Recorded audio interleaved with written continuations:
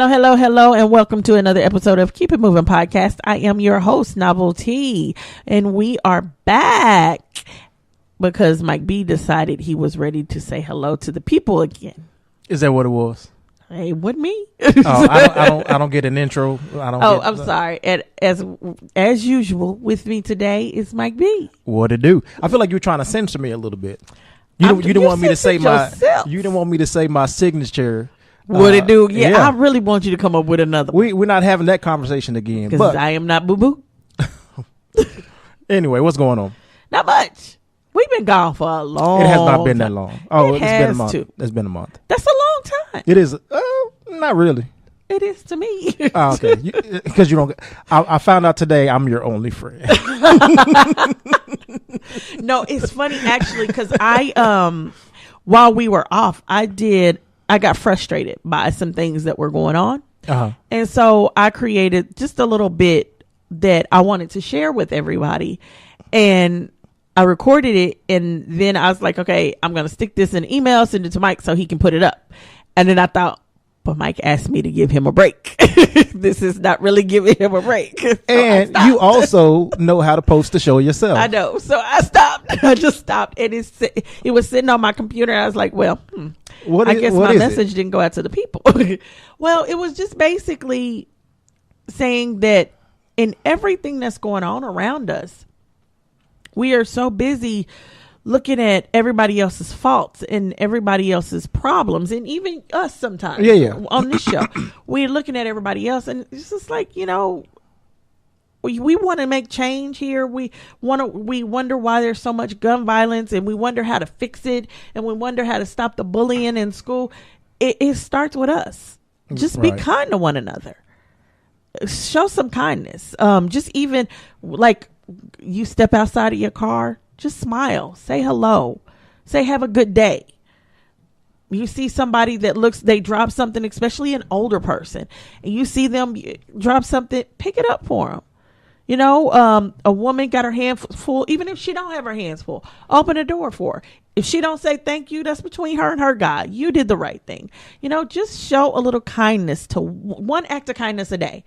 It's one act of kindness a day. Yeah, it's some kindness out there. There's some people that are still compassionate, but what we're being inundated with is all the negativity. Right, it's the negativity. Do you think we're too plugged in? Maybe. I don't think it's that we're too plugged in. I think that we're so wrapped up in our crap.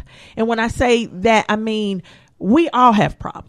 You got problems. I got problems. You don't necessarily share your problems with me. I might not necessarily share my problems with you, but I got crap going on in my life. You got crap going on in your life. If you think somebody is living large and they the happiest people in the world, guaranteed they got some crap going on somewhere, because it's just called life. Right. That's life. So everybody's so lost and wrapped up into their crap, which I understand. That crap can be hard to live with, but we're so wrapped up into that we forget that when we say things and when we do things, we might hurt somebody's feelings.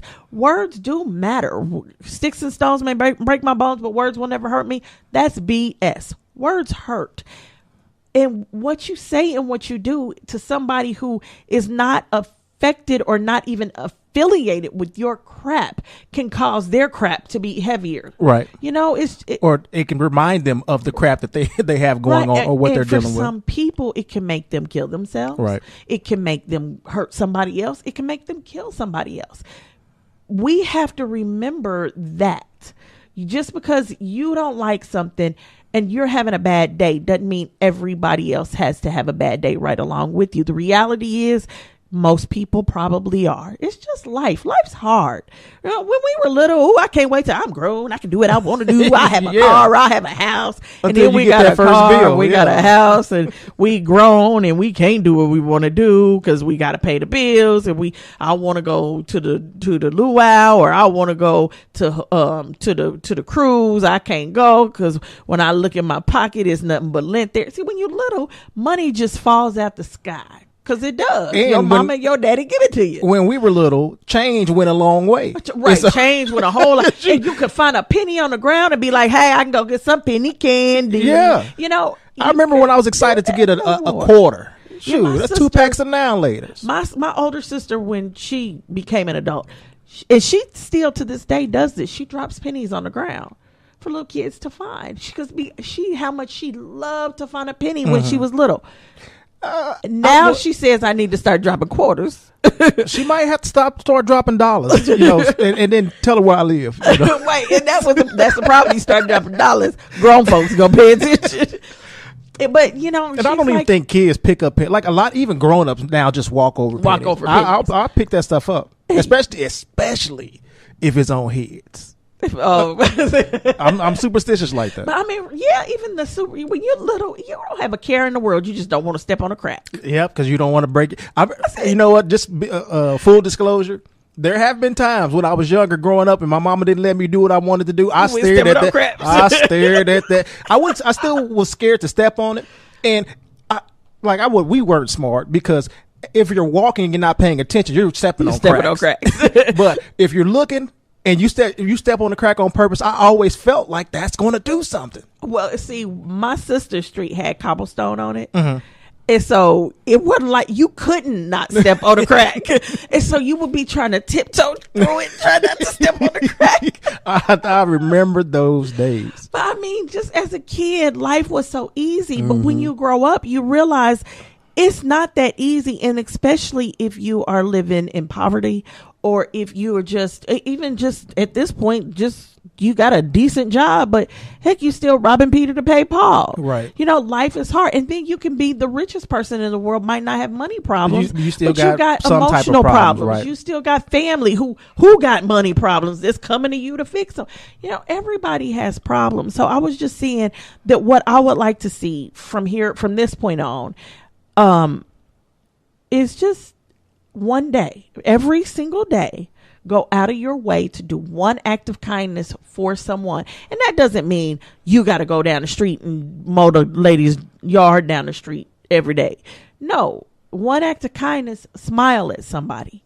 Yeah, sometimes it's as simple as that. Because that can change a person's attitude. Life. Yeah. And if we start to do that, I honestly, truly believe if all Americans would start showing kindness to one another, these random shootings and all that would stop, because these are people that are angry about something. These are people that are so angry and they feel like the only way to show how angry they are is to kill up a bunch of people. Or sometimes they believe the only way to stop me from being able to, or having to feel this way because I'm being bullied or targeted for whatever reason, is to solve the problem by killing someone. And that's not solving the problem. That's creating another problem. And I don't know what it was that I was watching. I'm sure it was some news show somewhere.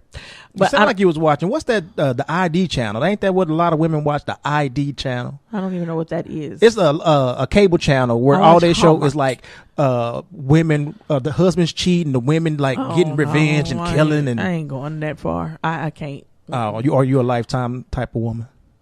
I used to watch Lifetime, and I'm sure they still have movies I like, but Lifetime movies are all about murder. I like movies all about love. That's what I thought Lifetime was, like it romantic used to be, movies. but Lifetime has kind of switched to those like made-for-TV movies, like were they the Mendelsohn brothers? Them two kids what was their names? What did they do? They killed their parents. Oh, Menendez. Yes, the Menendez boys. So it's like true stories like that. And the John Bonet story comes on Lifetime. Real life, true murder stuff. Okay. I've been watching Hallmark, and especially now because they Christmas movies is on. I watch every Christmas movie on Hallmark. That's all I do. My TV stay on Hallmark, and I just watch Christmas movies. I don't know how many times I got to see boy and girl fall in love and Santa come to save the day, but it's just something about Santa Claus. Really? It's just something about Hallmark movies. As soon as Thanksgiving Day is when I started decorating. And I started with the inside of the house, and as soon as that, I made my little Thanksgiving dinner, had my dinner and everything. I sat there, made dinner for 40 people, and I was the only one eating it. But I had my dinner, and I turned on my Hallmark movies, and my TV has not been on Hallmark since. It ain't nothing else you can watch? You like it, so. Yeah, I've watched some other things, but, I can catch it on Hulu or something, like my regular shows, but I just like the Hallmark movies, and unless they showing a movie I just saw, I'm watching a Hallmark movie. I'll let you have that. It's just sweet. Right on. Like I said, boy, girl fall in love, and Santa Claus saves the day. And you sent me a picture of your Christmas tree with your little... That was just the one in my bedroom. Oh, that's a baby tree? Yeah. Oh, that's not your main tree? That's my little Mickey tree in my bedroom. And it's you 2 feet tall. Made... What you make? A Mickey Mouse tree topper. Tree topper. It needs lights, though. Now that... Once I put it on the tree, because it's black. Right. Had I made it in white or silver, it might have looked better. Can't but you spray paint it? Well, I painted it to make it black. But I'm thinking had I done it in white, but the reason I did it in black is because, well, it was Mickey. So and Mickey black. Oh yeah, he's the mouse. Okay, the mouse head is black. So it just needs some light or something. I don't know. Maybe I'll put some eyes in it. I don't know. Okay, it ain't that serious though, because you don't want to see it. That's why it is that serious, because I'm the one to see it. Are you ready for Christmas? Oh yeah. Before we go there, were you finished with your original point? About. Oh well, no. That was the whole point of the little excerpt, was just to tell everybody from this point on, make it a point to just once a day be kind to somebody. And I mean, like I said, it don't have to be somebody outside your family. So if you one of them moody people, be kind to the person that's living in your house first. And then sometimes maybe you can work easy. Up to be in. Sometimes that's so hard. All I got is my dog, and sometimes I'm looking at her like we gonna fight. So, all I'm saying is just kind of work your way up to being doing just a big act of kindness. Trying to be a better person. The Obamas used to say volunteer. I think in order to get to people to volunteer, they have to have it in their heart to be kind. Mm-hmm. And if you're sometimes even if you're forced to do it, the act of doing it sometimes just changes your heart. Well, and you feel better about helping sometimes people. The act of being forced to do it makes you resent it. Yeah, right. Just like people being forced to go to church when I was little. But then I actually grew up and then wanted to go on my own, because I had my own personal relationship. So that was different. And that's, I mean, it can work either way. If somebody wants to force you to go, maybe you should go. My best friend tried to force me to go to some Christmas play. I was going to go until she called me the day of, a couple hours before. And I'm like, dude, I have not done anything. Why do you need so much preparation just to because I was get working. Up and go? Oh, okay. I was in the middle of working, and I'm like, I need to go shower. I need to go do this, and I need to. I had gone to the gym. I came from the gym. I was running late, so I went straight to work. I hadn't been in the shower after the gym yet, and she's calling me 2 hours before. I don't even get off work for another hour and a half, and I'm like, yeah, this ain't gonna happen. But you were just not delayed person. But you're always, it takes you so long to get ready. You have to prepare your mind to get ready. It ain't that. So you know what you need to invest in? There's women that I know, and they have this little contraption that they use. It's called like a wig.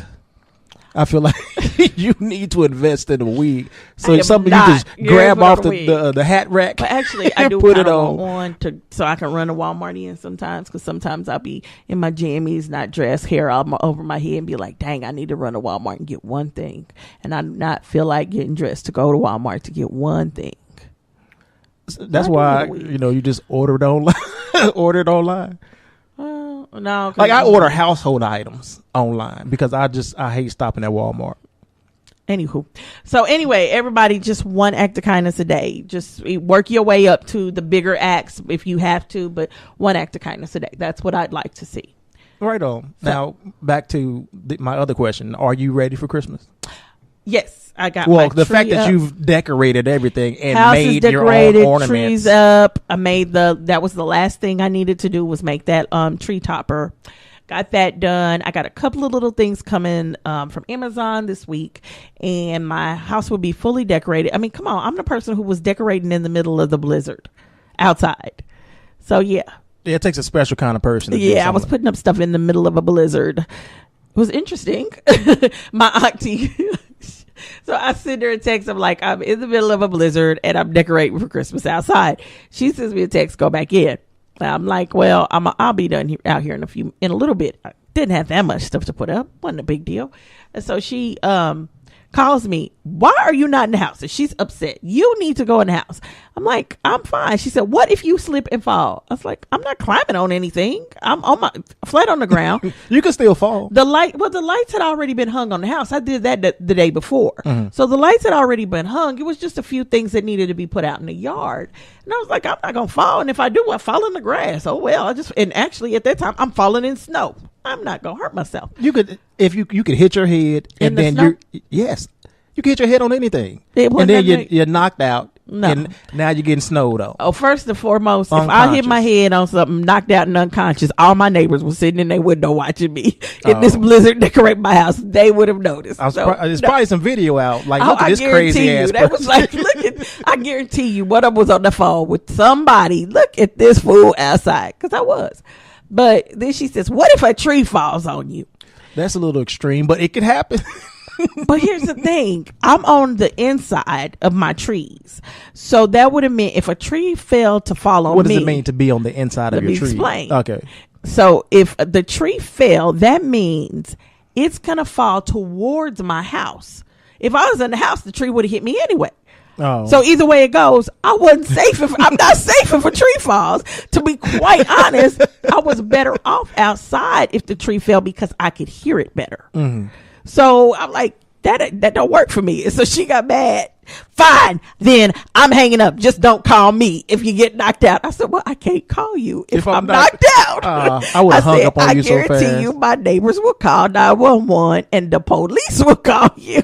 She was mad at me. Probably was thinking it was smart ass. But I couldn't. I was just telling the truth. So yeah, I decorated. I got my my Christmas outfit, my Santa outfit. Oh, okay. I'm like, you got a Christmas outfit? Well, I got my Santa outfit for the White Elephant party. I got my reindeer. Who's throwing a White Elephant party? We have a White Elephant gift exchange every year. Ooh. And your family? Yeah. Okay. My family. I'm like, because you don't leave the house to go to work, and that's usually where White Elephant parties happen. Well, no. My family does one. Okay. We do a big one.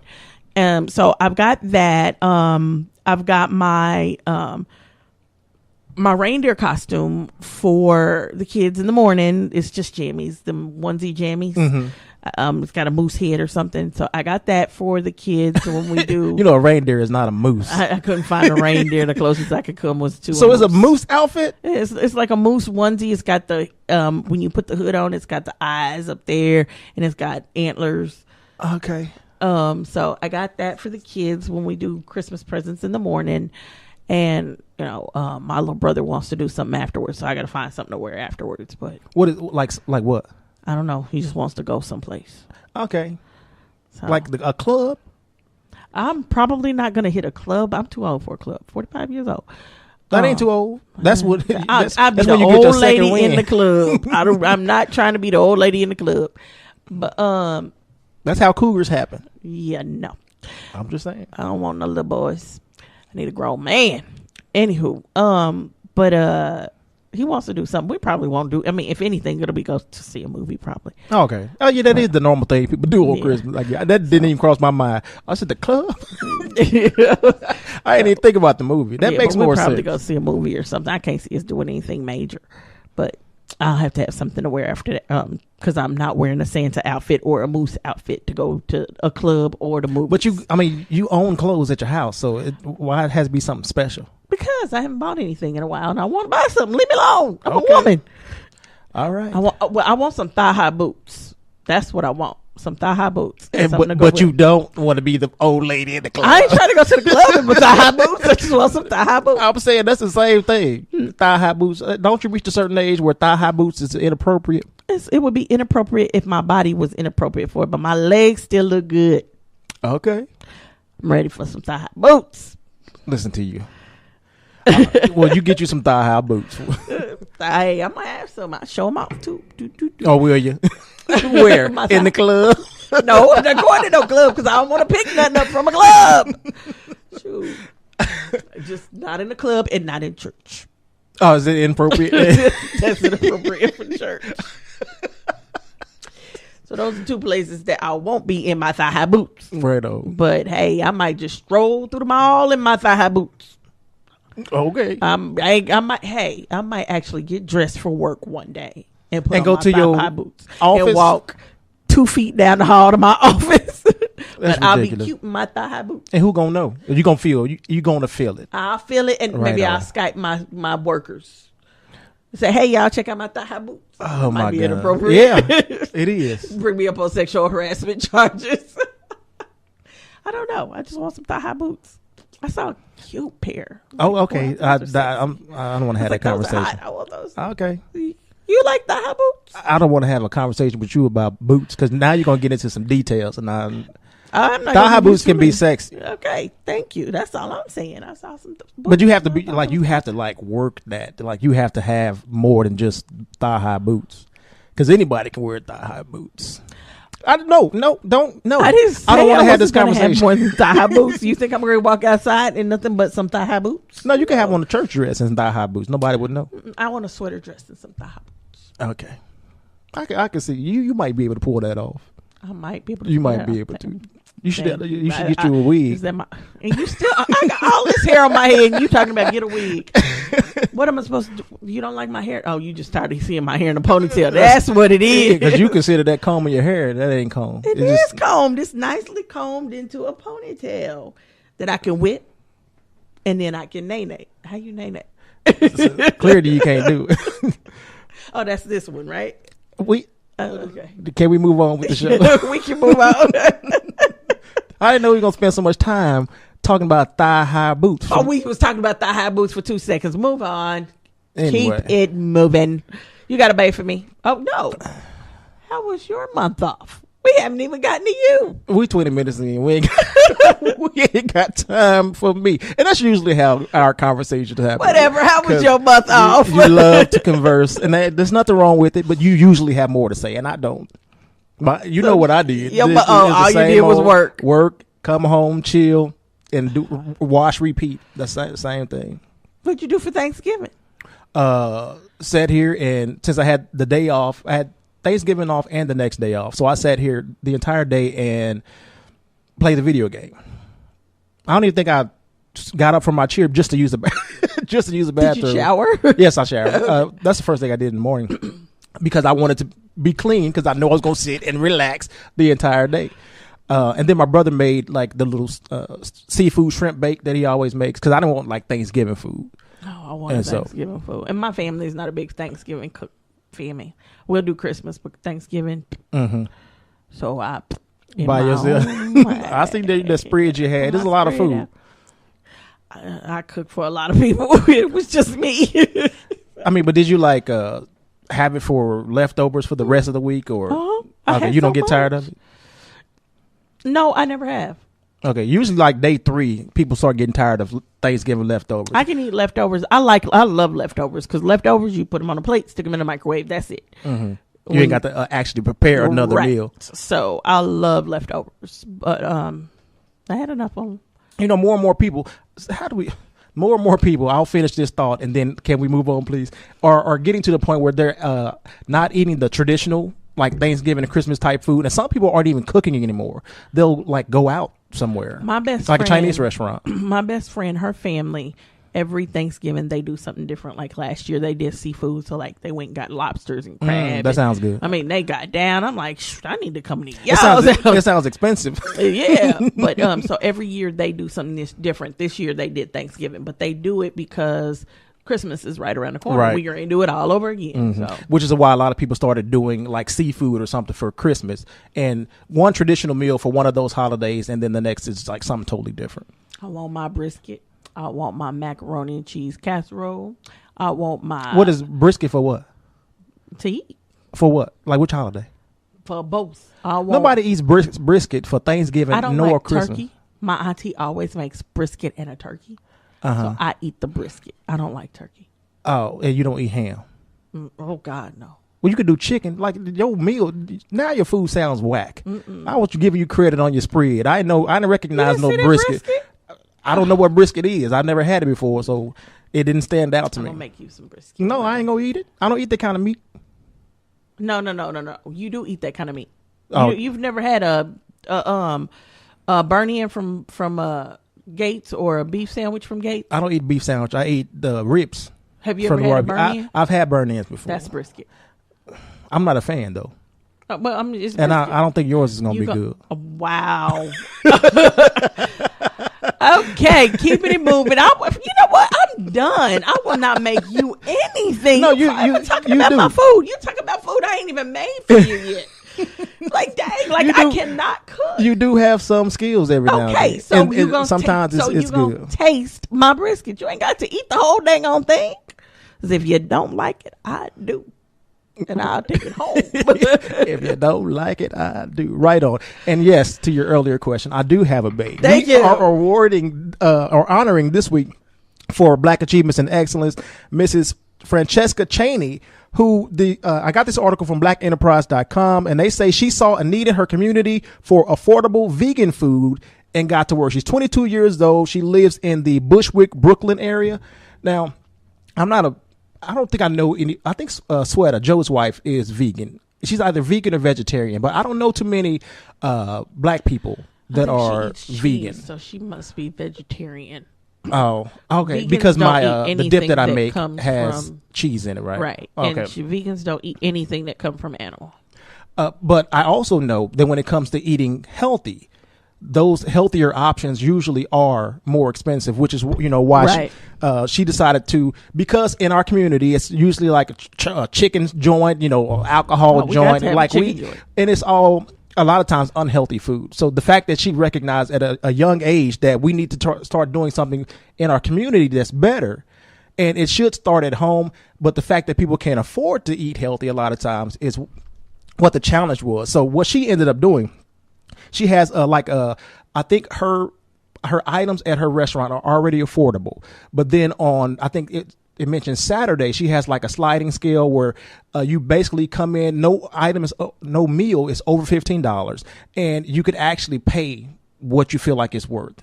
Because again, people want to eat healthy, and they probably would if they could, but they can't afford it when you can go to McDonald's and get a burger for $1.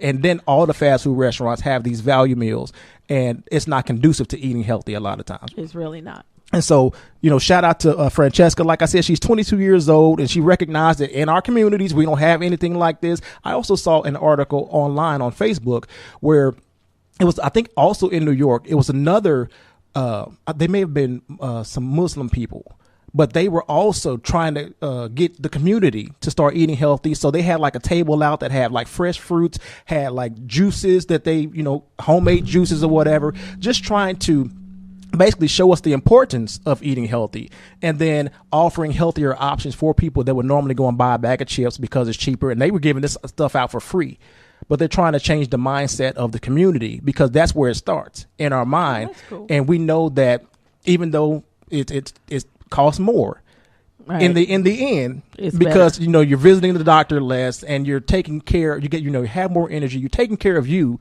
Then to me, I can't say to me, because I tear some chicken up, I tear some chips up. I got a bag on the cereal right and now. Bologna. But I do know that if I started eating healthier, then it would be beneficial for me in the long run. So shout out to Francesca. Woohoo! I saw I think it was in Florida where people had apple trees in their backyard, mm-hmm. and they took the apples, they made apple pies and apple this and apple that, but after a while you can only do so much with so many apples. Mm-hmm. So all the extra apples they would take, and it was like the whole block had apple trees, and they took and put them in plastic bags and put them like 3 or 4 and hung them on the fences. And then you could just come by and pick up a bag of apples. Oh, for free? Yeah, for free. Oh, right on. Which I thought was kind of cool. That is. So, we can't do anything with it if we don't eat them. The squirrels and stuff will eat them, or they'll go bad. The mess. Yeah, right. So that's what they did with them, and I thought that was kind of cool. That's awesome. But anywho, so are you into fruit? Not really. Okay, I just do grapes. And speaking of grapes, I still have Bacardi grapes in my freezer. Oh, I was about to say, if I still have, and then we're talking about fruit, I'm like, it's probably not good. No, but you're talking about the grapes freezer. Soaked in the alcohol. Yeah, okay. I still got a ton of those. Okay, are they? I still feel like they're frozen solid at this point. I didn't know liquor could freeze like that, but they frozen solid. Probably because the grapes have so much water in them. Yeah. So, but yeah, they frozen solid. but I'm like, they might be good to suck on, but like an old sucking candy. Okay. See, there you go with like that a old Werther's Original or something like that. Yeah, but I can't see myself. I can't see myself sucking on Bacardi. Oh, and I know somebody with a name like that. Oh, no. But anyway, yeah, so you might like them. Okay. Because you like alcohol like that. I don't like alcohol. Okay. I mean, just like alcohol. I don't like alcohol. I know. Okay. But we ain't talking about me and how much I like alcohol. You like alcohol like that. Anywho, so let's talk about what we missed over the last month. First and foremost, let's say rest in peace to Stan Lee. My heart just dropped. I am gonna miss the Marvel Man. Yeah, you're a huge Marvel fan, and I just really, I would catch the movie every now and then, but I really just got into it after seeing Black Panther. I'm gonna miss his cameos. That's what I'm gonna miss. His cameos. I'm even playing. They had a new Spider-Man game came out for PS4, and it's a cameo. He's in the game. Oh, see, and this was right before he passed away. And I was like, look at Buddy, because you always see him. And when I saw him in the game, and then I think I was playing it, and maybe like 2 weeks later, he had passed away, and it was like that's sad. No, so I'm gonna miss him. I'm gonna miss him big time. I'm trying to find, they're putting up all those shirts on Facebook. I want to get one, but I don't know which one I want the most. But you don't know if you can trust the shirts on Facebook. That's the thing. You just can't trust Facebook, but you can go to Amazon and get some of them same shirts. Oh, okay. Because I guess those same people sell them on Amazon. Mm-hmm. I trust it through Amazon more than I trust it through Facebook. I bought my Black Panther shirt. Hey, auntie. With Killmonger on it. And I was so surprised that I actually got it, and it was exactly what I ordered. It took maybe like a month to get it, and I actually forgot about it and assumed that I had been scammed, but I fell for it. And when it got here, I was like, oh, so they weren't lying. They weren't lying to me, and I was thankful. Yeah, well, I'm gonna definitely miss Stan Lee, and then George H.W. Bush passed. Mm-hmm. And I'm not gonna be mean. I did not agree with probably most of his policies, but then I have to also remember that when his policies were out, I was in junior high and high school. So, I can't really say whether I agreed or not. I just know he was a Republican, and them Republicans got some issues. But I'm going to say one thing before I say the other. I'm going to say the good first. During the service, one of his services, I think it was the one in DC, when W came down the aisle, I noticed he's going in his pocket, and I'm like, what's he pulling out his pocket? And he pulls something out of his pocket, and he's got Laura on the arm, and then he goes and he shakes all the hands of the presidents, and he takes his hand that he put the little stuff in, and he handed it to Michelle. He handed her a candy, a cough drop. Oh, that's what it was. And she just starts laughing, and I'm like, oh my God, in the middle of the funeral, this is what you do. You cupcaking in the middle of the funeral. I think they said they did that at another funeral, right? The Biden's funeral. That's what not Biden. Dang it. McCain. Okay, John McCain. And the only reason I get the two mixed up is because Joe Biden's son died of the exact same thing McCain died of. That's why I keep thinking of it that way. But McCain's funeral, they were sitting there, and I think it was Laura was coughing, or Hillary, one of the two, and he handed her a cough drop, and Michelle said, can I have one too? And he handed her one, and the conversation that was going on that we caught just the visual of was, she noticed that they were in a White House tent, and she said, how old are these? And Laura said, they old. We got a whole bunch of them.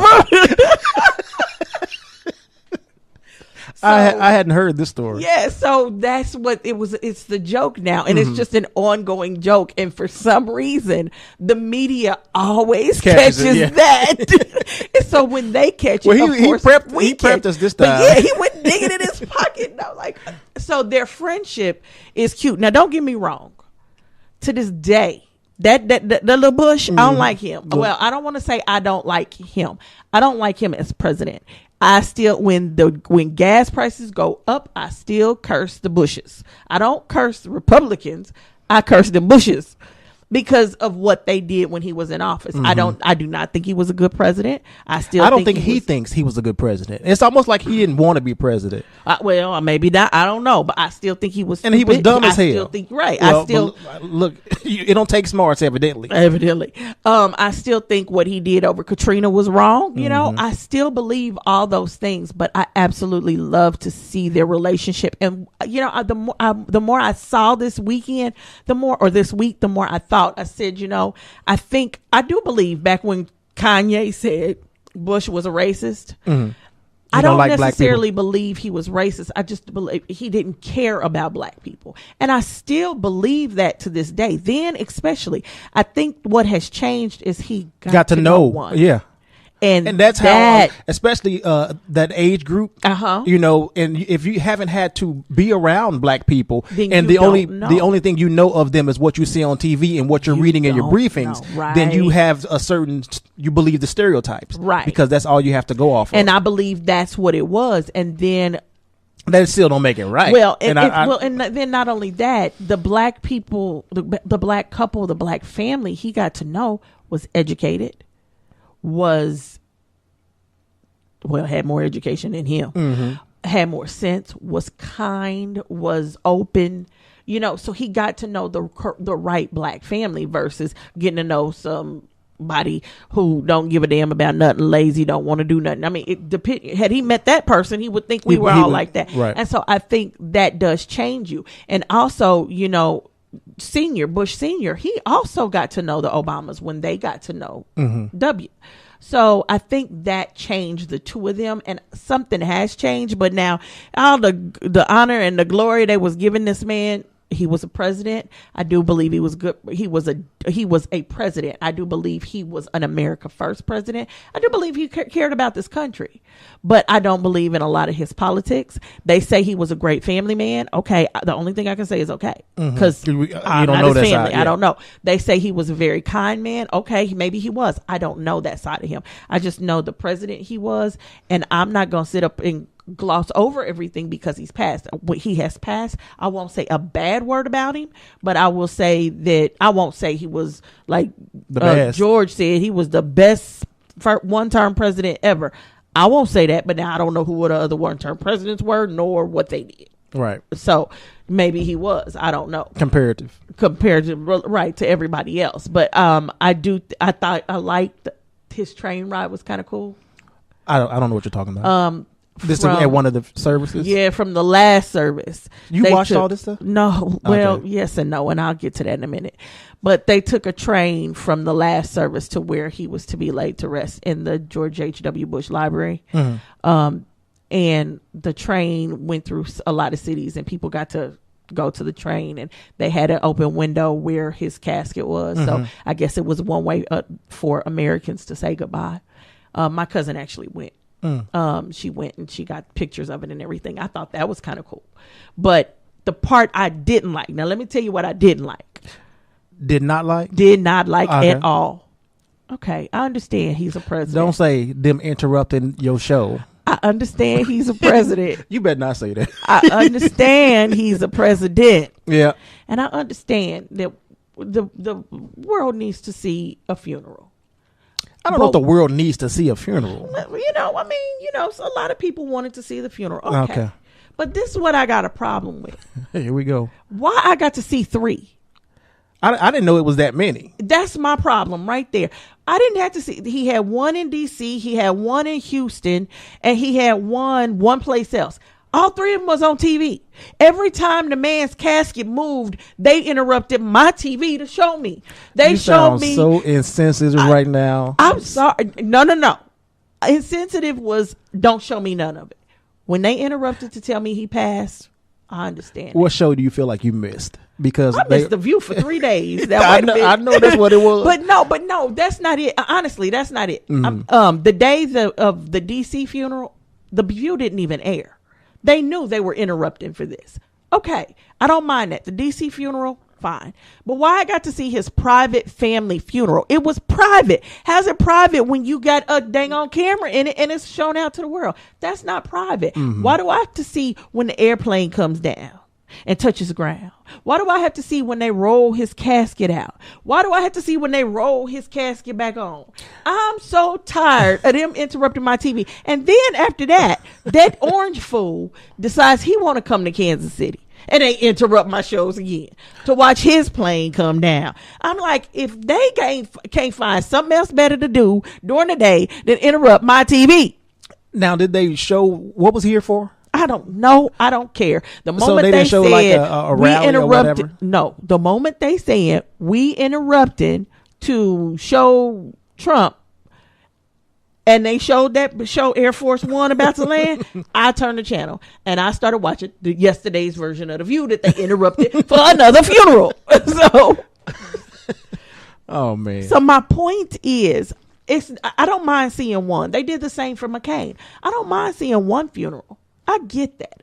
America wants to see it. Especially when like it goes down in the archive so you can go back and watch the replay if you missed it. You know, it's a president. I get that. And that's why I said I'm not being insensitive because I don't mind seeing one. But I don't have to see every funeral. And to be quite honestly, I'm telling you, if my mama, my daddy, my uncle, my brother ever becomes president, I'm not going to all 15 funerals. I don't see how that family did that. I mean, think about it. Seriously, think about it. You laying somebody to rest and having to relive that. One funeral is hard enough, especially a black funeral when somebody climbing in the casket. Yeah, one funeral is hard enough. To have to do it 3, 4, 5 times. I don't see how they did that. I really don't. Now, I definitely understand that point more so than interrupting your TV because that was personal to me. Yeah, it was. Because it is hard. And, you know, I've gotten to the point where I don't even really go to funerals anymore. And that has to do with how sad it is. And, you know, you don't want this to be the last memory of a person. But then my family would volunteer me to be singing at people's funeral that I don't even know. And it's not like I'm not on the program. But, you know, they have a little where you can come up and say a few words for like 2 or 3 minutes. It would always happen where somebody in my family would pass a note up to the pastor or whoever's officiating the funeral and request that I come up and sing a song. And so that kind of turns you off when you're being put on. Wow. Like, again, I don't even know these people. It's already a sad occasion. And then I'm being put on Front Street. So that kind of, so I guess that's personal to me. Well, see, to me too. But I mean, so I was upset about, I wasn't upset about Funeral One. And I still think Funeral One could have went on like some cable channel. Or not even some cable channel. We got all these 5.2, 5.3, 5.4. Put it on one of them channels. Or no, we need to put it somewhere where everybody can see it. Better yet, you can put it on my channel. Just move the View and my soap to the point 2 to point 3. Because I don't want to watch it. Okay, that's all I'm saying. And don't get me wrong, I watched the first one. But Funeral 2 and 3, I wasn't. I'm like, no. This ain't would you rather have 3 different funerals or like a 12-hour funeral like they gave Queen Aretha? I don't know how long it was. Neither one of them. Okay, I'm telling you, if I got a loved one like that and they got that kind of notoriety, you gonna see me at one funeral. If it's a 12-hour funeral, you gonna see me there for about an hour to 2 hours, and then I'm just gonna disappear. Catch you at the repast. Just show me 12 hours. It ain't no repast. You ain't got time for one. We don't get to eat. No, we going to sleep. I mean, by the time Aretha's funeral was over, it was time to go to bed. So no, they repassing at the funeral. Then that's different. That is different. Oh, that sounds rude though. You snacking hey, while that person dead. That person don't care. But the family that's up there grieving, you think they eating too? They should be. Okay, let's move on. I'm just saying. Moving on. Election results. What I say, I am proud of everybody. People got out and voted. And you know how I know? People of color got out and voted. Women got out and voted. You know how I know? Because you looked at the stats? Or because of all the change that happened? Because of all of the minority people in office. We have a more diverse Congress now than we have ever had before. Kirsten Sinema, she's the first openly bisexual person to be voted in as Arizona's first senator. First woman senator. She's Arizona's first woman senator. So she's the first woman and the first openly bisexual? First woman in Arizona, and she's the first openly bisexual person in the Senate, period. Oh, okay. So, woo! Ayanna Pressley, Massachusetts' first black woman in Congress. First black woman in Congress in 2018. Marsha Blackburn, first woman elected to the Senate from Tennessee. That's first woman. Mm-hmm. Oh, Jesus. Jared Polis, the first openly gay man elected governor. Jahana Hayes, Connecticut's first black woman in Congress. Deb Halad and Sharice Davids, America's first Native American women in Congress. Veronica Escobar and Sylvia Garcia, Texas' first Latinas in Congress. Rashid Tlaib and Ilhan Omar, America's first Muslim women in Congress. That's just beautiful. Alexandria Ocasio, I can never do this, Ocasio-Cortez, America's youngest woman ever elected at 29. Kirsten Noem, first female governor of South Dakota. Cindy Axon and Abby Finkenauer, Iowa's first women in the U.S. House, and Janet Mills, first female governor of Maine. So, hey, women did they thing, and minorities did they thing. Yep. We took, I think it ended up being like a total of 55 seats in Congress. We lost a couple in the Senate, but we took 55 in the House. I'm sorry. And then I still got to give it up to Andrew Gillum and Stacey Abrams. They ran hella races. They ran races in areas. Oh, and what's his name from Texas? Beto Cruz. Yes. Is it Beto Cruz? Beto O'Rourke or something? Beto O'Rourke. Okay, I'm like, I mixed. And now Cruz was the other guy. he's not a minority, but they ran races in very high profile races, extremely red states, right? Extremely red states, and they came very, very, very close to taking their seats. And Abrams was like, "Hey, what I didn't understand is how could you call an election when all the votes haven't been counted?" That's what doesn't make any sense. Because when they call it, it's because the majority of the votes have been counted, and even the ones that haven't been counted can't affect the outcome. The outcome. That's when they call it. I feel like I used to have a problem with that one too. I'm like, that don't make sense, but yeah, it can't affect the outcome. Yeah, okay, that part makes sense. But Stacey Abrams was like, I ain't count everything. Like, I see a vote under the couch. Cheated. Yes, they Georgia did. cheated, and hopefully they take that into account. She's still saying, even though she's conceding, Georgia cheated. Did she say that? I thought she said, even though like he's going to be the governor, I'm not like, this is not, don't call this a concession speech or nothing like that. I'm not conceding, but they're going, he won basically. He cheated. Right. And then now there's cases of voter tampering in North Carolina. Now let's make this 100% clear to everybody who goes to the polls and says they're going to be messing with the machines. There was no evidence of voter tampering with those machines. This was where somebody went to people who voted absentee, older people in people in rural areas who vote absentee. They did not know that they couldn't, you couldn't give your ballot to this person. They were taking ballots and filling them out for people. One lady was told that, you're not finished. Well, we'll finish it for you. Picked up her ballot and we'll finish it for you. And then they put in what they wanted in there, and they sent those ballots in. So that's where the tampering was. This was physical human interaction, and not only that, it wasn't a Democratic Party. It seemed like it never really is. Who's the one who's accused of the tampering?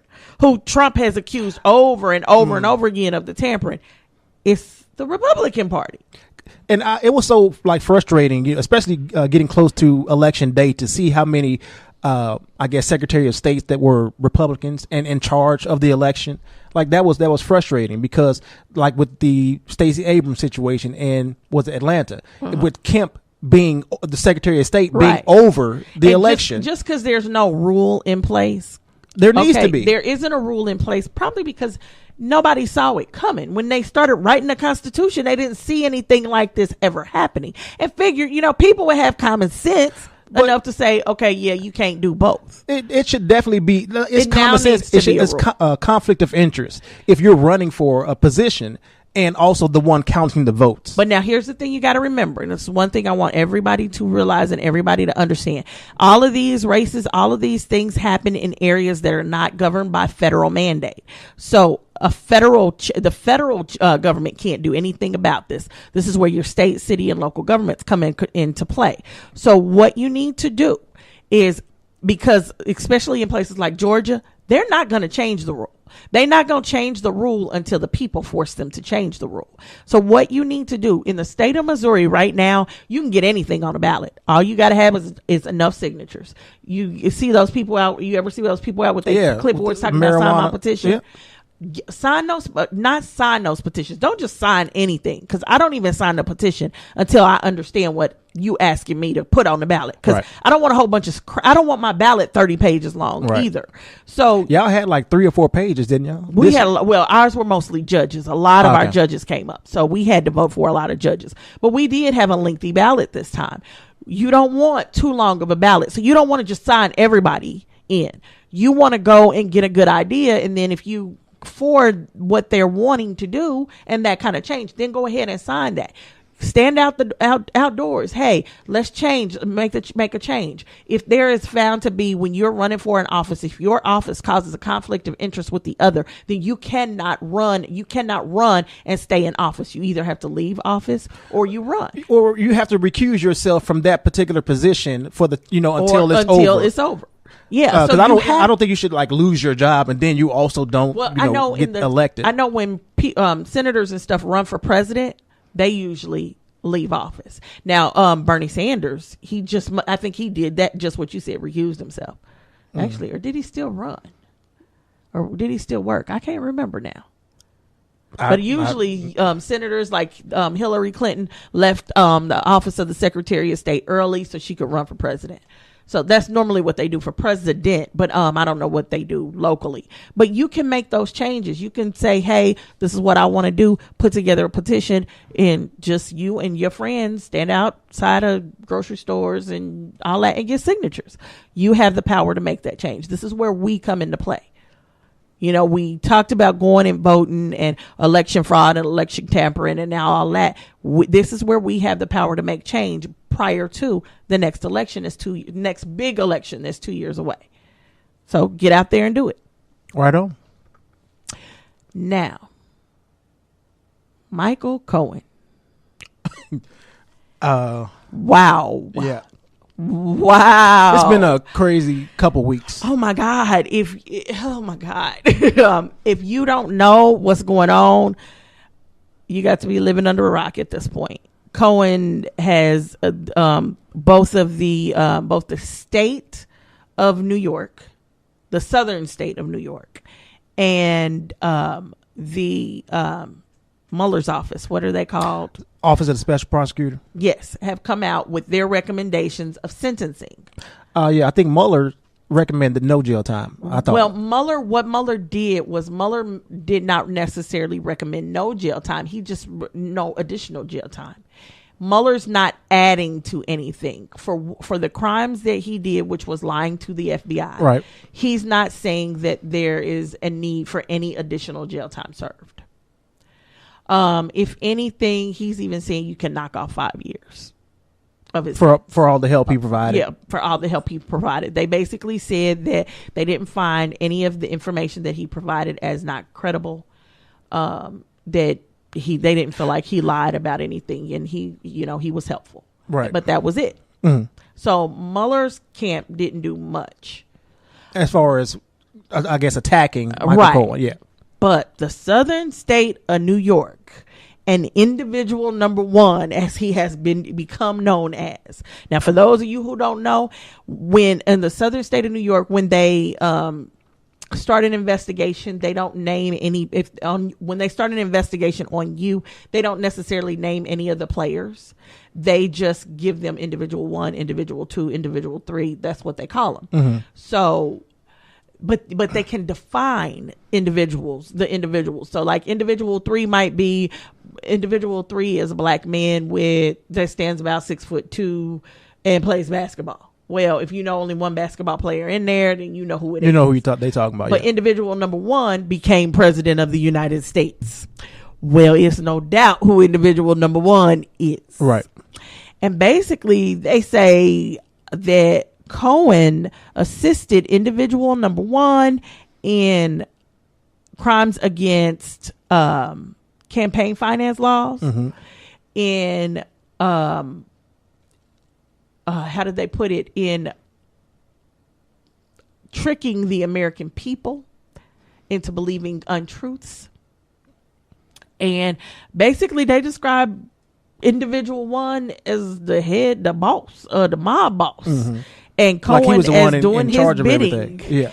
And they say individual number one knew about the meeting with Russia that he swears up and down he did not know about the meeting with, and accused individual one of basically trying to, of witness tampering, so to speak, with everything he's doing with these, talking about how he wants to, he's going to pardon this person if people not speaking, and, you know. Yeah. So basically the southern state of New York called it like it was. Mueller, I got one job and one job to do, and this is what I'm focused on. I'm not focused on Cohen. That's the way it is. Now, even if individual number one don't get impeached and don't go to jail, when individual number one leave office, the southern state of New York might come after individual number one, because individual number one did some crime, real crimes. It said federal crimes. But we'll have to see what happens. How it plays out. Because they might not go after him at all. What do you think about Manafort and what was going on with him? His lying. Yeah. And I think they were still, it was either him or his lawyer was still lying, and then updating the president and his camp about the investigation. Like, that's crazy. And think we're going to honor this agreement that we made. They want him under the jail too. He needs to be under the jail. I'm just like, wow. Because he's proven where his loyalty lies. And we see he's basically trying to work still for 45. Yep. And not thinking about, he probably don't care, because I'm sure they've had the conversation where he knows that 45 is going to help him out. He's going to try and remain loyal and get a pardon if he gets in trouble. But here's the thing that they have to be careful about, because as long as the charges come from the special prosecutor, they're federal. But if the charges start coming from states, they are no longer federal, and the 45 has absolutely no control over that. It has been, I'm like, really? It's been one of those days that I'm going, okay, is this really happening? Am I dreaming? Is this real? This can't be real. And to think that one person, he's like an idiot savant. One person that is just idiot. He has all of these people willing to do his bidding at the expense of their own selves. Like, they don't care if anything happens to them. And they also know who this person is and how quickly he will turn on you and throw you under the bus. And I wouldn't expect him to honor any deal that he ever made with me. The one reason Cohen stepped up and started talking, at least to Mueller's team, is because they were about to go after his wife. His wife was involved too. Mueller's wife? Cohen's wife. Okay. So Cohen stepped up because his wife was in trouble, which I'm like, okay, well, at least you love your wife, because who was that? Was it the LA senator who threw his wife under the bus? I thought that was, what's the name did too? What's the brain surgeon? What's his name? He works in Trump's administration now, the black guy. Oh, remember Carson? Yeah, Carson. Remember they were talking about all that furniture. Under the bus too. All that furniture. He's like, that's my wife. At least Cohen has shown he love his wife. So hey, I ain't order none of this shit. That was her. Ooh, so it's been a week, and it's or a month. Mm-hmm. And you said Kelly is stepping down too, right? I just saw a tweet. Or not a tweet, but an alert from CNN that said Kelly will be stepping down at the end of the year. Mm-hmm. And then there's Botham Jean, right? That update. Oh, and that's the lady. I forget what was her name. Oh no, I just call it stupid lady. That's the case with the officer who mistakenly went to somebody else's house, and she said she went in. It was somebody there that she didn't recognize, thought it was her place, and she ended up killing him. Shooting him because he didn't respond to her commands in his own house. We talked about this once before, but anyway, she has officially been indicted for murder. Woohoo! And I feel like she need to go to jail. It said indicted for murder as well as manslaughter, or maybe manslaughter is no longer on the table and it's just murder. But everybody was thinking that they're going to. I'm sure the police union and all her peeps are still going to try and do what they can to impede the investigation to help her out. But this is like a good first step that she was at least indicted. Indictments for people of color normally never turn into actual murder charges, or not murder charges, but never turn into when the victim is a person of color is what you're saying. An indictment against a person. Okay. Yes, an indictment against a person of color never or rarely turns into a jail sentence. But hopefully this is. I mean, because the evidence again, that's the evidence that's been collected by regular citizens, is overwhelming to me. And for her, for if the police or detectives or anybody actually did their job, this would be an open and shut case. But what can you? I mean, we'll see. Oh, and then the whole situation with the Saudi crown prince killing that reporter. God. That whole situation, and then the senators going in. I guess the CIA gave them the information, and they hey. You have to be blind. Point he said, even at one point that orange man said, I'm more worried about gas prices staying down for our people than this. I'm like, are you kidding me? You're more worried about money than people? Well, we knew that going into him running for president. Yeah, but he never said it. I feel like that's not surprising. It's not surprising, because but the one thing we do know is that he don't care about people. He only cares about his pocket, and he only cares about doing favors for people that can do favors for him. Oh my God! So he's never been a people person. And to me, that's the day I became embarrassed to be an American, when he did that. I feel like he's done so much, and he's embarrassing. He's an embarrassment. I wouldn't even want to be of his family. I would write him off. But I'm sure they grew up with him. If they interrupt my TV for his funeral, I'm really gonna be mad. You just turn the TV off. That's what you're gonna have to do. I might throw my TV out the window. Because believe it or not, no matter what he does, people still respect. People still support this guy. Look at his rallies. They're there with the red hats on, their racist hearts, and they're listening. Moving on, Kevin Hart and the Oscars. Oh, I forgot all about this. I feel like we've been talking for forever. This is the last topic, I hope. This better be. Well, okay. Kevin Hart and the Oscars. I think we heard this week he was supposed to be hosting the Oscars. One day he was hosting. The next day he was no longer. And I'm like, what happened? Wow, what happened? Well, they're talking about tweets that he did in the past. Uh-huh. And specifically a bit in his show where he says, I'm going to do everything I can to make sure my son ain't gay. Mm-hmm. And the LGBTQ community, they're upset about it. And they're upset about past racist tweets. Here's my problem. He apologized. He apologized a long time ago. Everybody's still mad. They still mad. And basically, the Oscars, who is they still mad? The LGBTQ community. The Oscars basically said, Kevin, you need to apologize, or you can't do the show. So he bowed out of doing the show and said he wasn't going to apologize. He did apologize. He did end up apologizing again. But my question is, how many times do you have to apologize for something you've done? Number one. Mm-hmm. Number two. Most of these artists, most entertainers start becoming entertainers when they are in their teenage years and 20s. How many times is it going to take us, or no, what is it going to take us for us to understand these are children when they start in this business? These are children, and 9 times out of 10, they're being taken advantage of by adults because they can entertain. Is something they know how to do. They can entertain. They start out as children and they grow and they evolve. So the same joke that Eddie Murphy told during Delirious is not the same joke he's going to tell today. Oh, he can't. He's a different man. He's grown. He's got children. And times are different. And so things that we probably thought were funny back in the day are not funny now. Right. So people grow, people evolve. Why won't we give people the opportunity to do so. I totally understand that. On the flip side, do you think it'd be easier just to say, you know what, I said some crap, as many times as people ask you, if it's not hurting you and it's something simple as saying, you know, I'm sorry for the way I thought or the way I was back in the day. But as you guys can see, I'm a different person now. I know it probably gets old. It's overkill.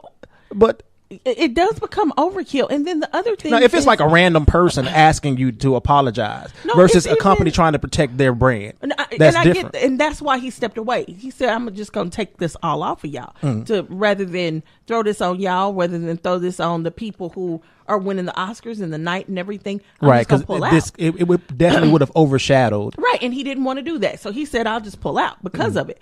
But ultimately, there is overkill when you make somebody apologize over and over and over and over and over again for something that they've done that they're no longer doing. Do you know that? Yeah, that's a good point, that they're no longer doing. And then number two, the reality is a forced apology even worth it? Because let me tell you, you call me out my name, you call me a bitch or a nigga, and you a white man that's calling me that nigga, or a white man that's calling me a bitch, you any man that's calling me a bitch, you call me that, I don't want you to apologize because I asked you to. I don't want you to apologize because I made you, because that's bull. Your apology is not real. So why are you trying to force people to be sorry for something they just not sorry for?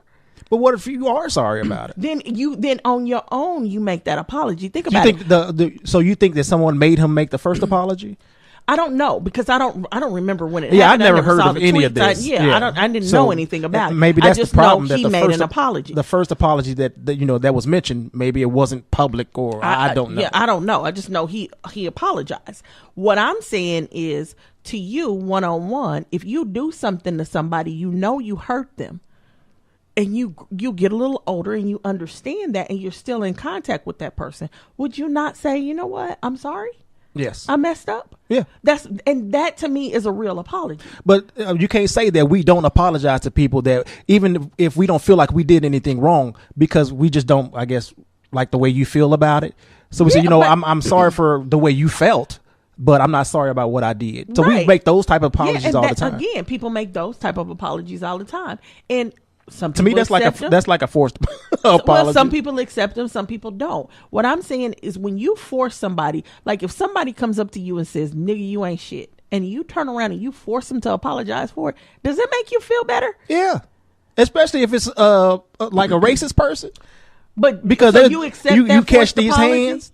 No. I made you apologize, and I know you didn't want to. You made them apologize with your hands. That made you better. But what if somebody came and said, you need to apologize to her, and then they say, I'm sorry, and then turn around and you hear them under their breath, nigga. that's when you snatch them up. See, but that's my point. That forced apology, right? When that apology is forced and not real, it's useless. All of these people who sit up and say, slavery was so bad, but yeah, let me keep on making money off white privilege. Or not necessarily making money off white privilege, but let me continue to make more money off white privilege and keep you down where you belong. Yeah, slavery was bad, but I'm still better than you. That's a forced apology. Don't apologize for that, because you really like still believe in politicians right now. My point exactly. It's BS.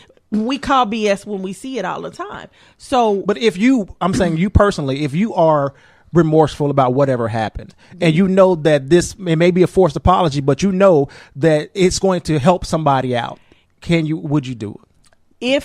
If I was remorseful, it wouldn't be a forced apology, because the moment. But you've already did it before, so. But even still, the moment they started saying something, I would have immediately said, I'm sorry. Mm-hmm. But it depends on how many times that person said, apologize to me. How many times that person tried to push an apology out of me. If I've said, I'm sorry to you one time, and you bring it up again 3 years later, I ain't done it since. How many times have me and you had this conversation about you trying to belittle the two women that I know? And how many times have I said, now look, damn it, I'm sorry. I done told you I'm sorry. I done told you that's not what I meant. But I'm saying it could linger. It sometimes you just need an update on the apology. Time. And hey, I'm gonna give it to you here. I'm giving it to you, but you're not gonna force me to do it. Right. You have never forced me to do it. You say it, and I say, "Now look, damn it." So we done had this conversation, but you don't force it out of me. When you force an apology from somebody, when you make someone do something they really don't want to do, it changes the game. It changes the apology. Right. It's no longer an apology. So I don't want your forced apology. So if Kevin Hart we know he did what they saying he did because he apologized for it. Now so we know he did it. If he's apologized for one time and he feels like he don't want to beat this dead horse, it ain't happening in years. Why are we bringing this up again right now? And he don't want to apologize for it.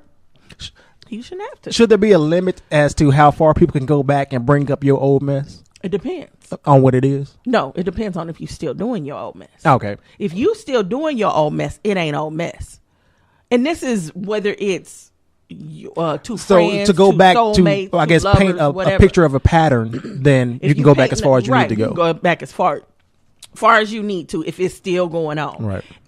If it's something that just ended last year, and depending on our relationship, it might get brought up this year. But if it's something you did 10 years ago and you ain't did it in 10 years, then no, that's wrong.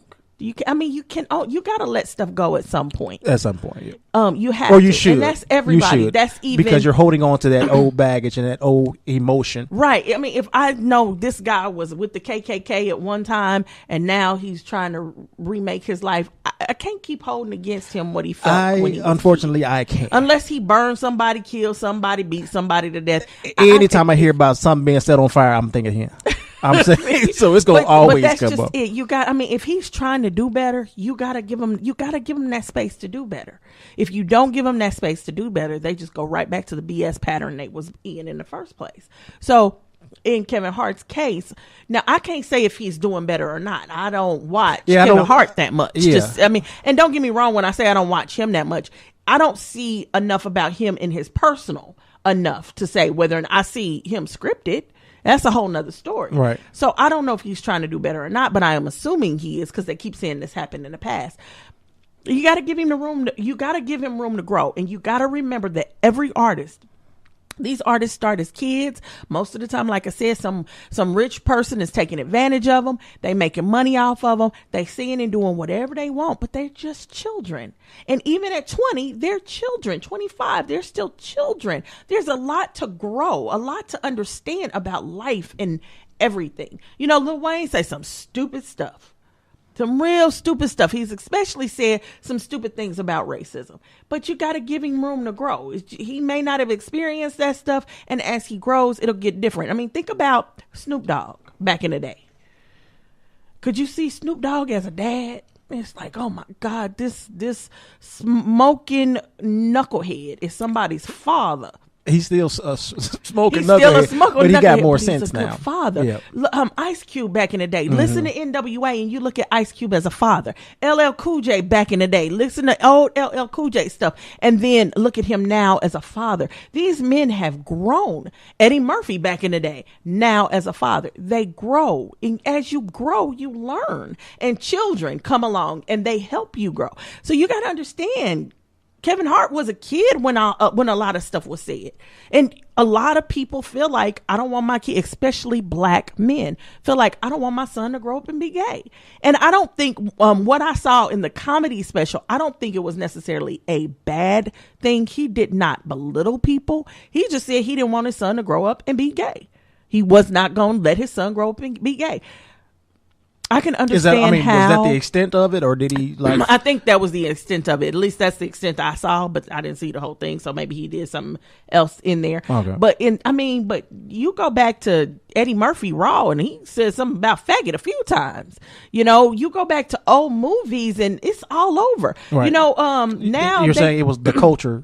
It was the culture. Back then. Now they got Parents is upset about Rudolph the Red-Nosed Reindeer. They don't want their kids singing the song because Rudolph was bullied and they don't think bullies should be allowed. And I'm like, but Santa came to say, Rudolph, won't you guide my sleigh? What the hell? And then they got a problem with the song Baby It's Cold Outside because now they feel like that was date rape. I'm like, are you guys freaking kidding me? This song came out in black and white TV. TV was black and white when this song came out. Are you freaking kidding me? You cannot go back to the past and change the past. You can't. The only thing you can do is do better for the future. But we tripping about Baby It's Cold Outside. But Robin Thicke came out singing Blurred Lines. It was like, hey, are you freaking kidding me? Come on. And Blurred Lines was much worse than Baby It's Cold Outside. You know? I don't know the controversy about Blurred Lines. Blurred Lines was a song about basically woman getting drunk and guy trying to get her home and get her to have sex with him. Oh, okay. I guess I don't know the words to that song. When you listen to the lyrics, basically that's what it's about. And Baby It's Cold Outside is a guy trying to talk a woman into staying longer. Right. So, and she says, "What's in this drink?" at one point. Oh, really? I guess I don't know that song either. Yeah, in the song, at some point she says, "What's in this drink?" And now this back in the 20s. I thought it was just a guy just basically going above and beyond to try and convince a girl to stay. And basically, it was kind of playful too, as far as the song is concerned. I don't remember the part about the drink. Yeah, I'm like, this is what guys do. You know, they're persistent with trying. If this is a girl that you like, if this is a girl you want, it's the Me Too movement. It's like we got to take a step back. Everything is not literal. You got to learn how to take things in context, and we're not taking stuff in context. So right. I'm here. I'm here. I'm not here. No, I'm higher than here. And if for those people who can't see me, my hand is as far above my head as I can go. Yeah, I'm like, nobody can see you. We got to learn how to stop. We doing too much. Remember, I always say in this country, we either go too far left or too far right. You say that about me. You do that too. But in this country, we do that as well. We go either too far left or too far right. We are swinging way too far right now. Middle. Everything is middle. Nothing lives in the black. Nothing lives in the white. Everything lives in the gray. I mean, think about the problems that you have. They all live in gray spaces. They don't live in black and white. It's not yes or no. Do I do this or do I not? It's not that easy. I mean, do I kill this person or do I walk away? Walk away. That's an easy decision. You finding the gray in that? I don't know.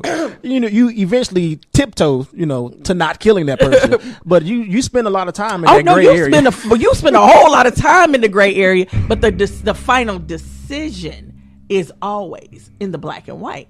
But do I pay this bill or do I pay that bill? That's always in the gray. Yeah, you just put a little bit on this bill and a little bit on that bill. Skip this one this month, pay this one this or month. Just whatever. Most of our problems live in the gray. So our solutions cannot live in the black and white. And that's where we are. So we swinging way too far now. Poor guys guys now are not knowing how to act at work, what to do at work. So they're choosing to not be on committees with women. They're choosing to not hire women. I mean, all of this is getting ready to play out in crazy ways. So I am 100% behind the Me Too movement. I'm behind what it stands for, but we got to remember we got to live in the gray. There is that guy that is trying to take something from you, and there's that guy that is just trying to get you to want to give in, and that's what guys do. At least that's what y'all been taught to do. And that's what we used to do. Can't do that now. Y'all can't do nothing. I feel like, and this is the last thing I'm going to say about that. I feel like it's everything that they're encompassing as part of the Me Too movement. I don't think that's what it was designed to be. No, I don't think it was either. And now just everything's just falling into it because it kind of falls under the helm of it. But again, all the way right, all the way left. We got to find middle. So, okay, I'll give you my last story. It's my last one. And this one I got to do now because it's so far away from Thanksgiving. And this one should be pretty short. Just depends on how much information you got to talk or you got to say about it. Franklin, the Charlie Brown's Thanksgiving. Oh, yeah. I don't know who that is. I don't remember. Franklin is the black. Okay. The black character. The only black one. Mm-hmm. Everybody's upset. Okay, so those who watched the Thanksgiving Charlie Brown episode, I cannot remember the name of it right now, this year. Again, it came up last year and I think the year before last. But they get upset when they watch it because when you see them all at the dinner table, Snoopy is at the head of the table. All of the other characters are on this side of the one side of the table, and Franklin is over there, little black boy, all by himself. Mm-hmm. And so I saw that imagery, but I didn't know that was from like Thanksgiving. I didn't know the context. That's his Thanksgiving episode. Okay. And so everybody gets upset about it because they feel like the black boy was over there by himself. I need everybody again to stop and remember when this cartoon was written years and years and years ago. Okay, let's remember when it was written. It was written A, in the middle of the Civil Rights Movement. B, Franklin is the very first black comic character in a comic strip, shall I say, character ever. Franklin was, a white teacher asked Charles Schultz to put a black character in his comic strip because she wanted the black children in her class to feel like they were included. Initially, he said no. It was too much. It was too much controversy at the time. Mm-hmm. And then he decided, you know what? She's right. And Franklin was born. Franklin is the very first black comic strip character. You got to stop. You got to remember what Franklin was. You got to know the history before you automatically put a 2018 lens on a 1950s comic strip. You cannot do that. Franklin was by himself. Now, at the time that the cartoon came out, that cartoon was made and came out, Charles Schultz didn't have anything to do with it. He just created the characters. That's it. He did not write that cartoon. So why he's over there by himself, nobody can really say. But just remember what the Franklin person who did the cartoon can say. Well, nobody. I don't know who that person is, and evidently either he's dead or nobody's talked to him. Because it's just they always blame Charles Schultz for it, and Charles Schultz didn't have anything to do with that particular cartoon. Just the characters were his. So just understand. Well, that's the argument that you can't blame Schultz. That's a good argument. Don't blame Schultz. Yeah. Fine, but then you can still feel some type of way. You can feel some type of way, but like I said, don't put a 2018's lens on a on a 1950s comic strip. Just don't do that because it doesn't fix the problem. You just add an additional problem to the problems we already got. Let's deal with the problems we got in 2018, not in 1950. Okay, so that's number one. And then number two, my biggest problem with this cartoon, if anybody's watched this cartoon, for dinner, Snoopy served bread and butter, candy and popcorn. The kids get a call from the grandma that they got dinner for all the kids. So all the kids get in the car and leave and go to dinner. Snoopy go into his doghouse, pull out a turkey and some pumpkin pie. So he had some Thanksgiving dinner. What the heck? Why he's hiding the turkey in his doghouse? You say the best for yourself. Turkey and pumpkin pie hidden in a doghouse. Him and that bird. What's the bird's name? I don't remember the bird's name right now. Snoopy and the bird eating pumpkin pie and turkey at the end of the episode. And they serve them kids popcorn, bread and butter, and some candy. But that's what kids like. I was mad at. Kids like that type of stuff. Franklin over there in his little lawn chair and everybody screaming because Franklin by himself. And then somebody else said the one that really need to be mad is Pigpen because Pigpen wasn't even in the cartoon. Pigpen is the dirty one. Okay. He the one that always got the dust around. Right. He wasn't invited to dinner. Maybe you don't want that type of you don't want that type of person sitting at the dinner table when y'all all trying to eat.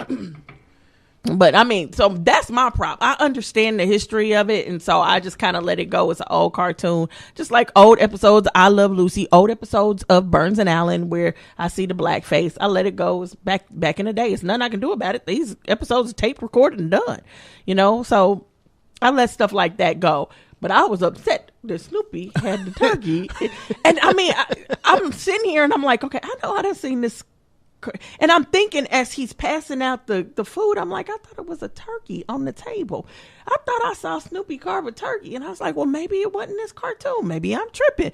And here he come pulling out the turkey at the end of the cartoon. I'm like, ain't this a Once everybody left. Now, when they went, they didn't show what the kids ate once they made it to grandma's house. No. Oh, okay. They just showed what Snoopy served. Because we don't know where all the adults were, but they was going to have Thanksgiving themselves. You got to do what you got to do. You got to improv. So, and they did. You know, they was happy with the little popcorn and the little candy. And I was like, well, and candy. that's what I thought. You're like, okay, well, maybe this is because it's kids, and they figured, you know, this is what that was my first thought when you told me the menu. Didn't think anything of it, but I'm like, dang, I could have sworn it was turkey on that table. He went in that doghouse, got that turkey and the pumpkin pie. The pumpkin pie bed. Come on now. Do you eat pumpkin pie? No, but I'm just mad I like it was in the pumpkin pie. doghouse. Well, I like Tippin's pumpkin pie because it tastes just like sweet potato pie. I don't like sweet potato pie or pumpkin pie. Oh, I knew you wasn't really black. I don't like either one of them. I like bean pie. That's right. We ain't gonna talk about your bean pie. You ain't got to talk about my bean pie. Anywho, so we are back, as you can see, just as nutty as ever, and a lot to talk about. You had a lot to talk about. I still got more to talk about. Yeah, not today. Not today. But you know what, ladies and gentlemen, you might not hear, but Mike B will. Save me, to hear people. Him sigh. Save me. You be all right. Anyway. You be all right. Anything else before I say good night to the people? No, I'm trying to. You really want me to say good night to the people? we ain't even got time for that. Good night, everybody. Peace.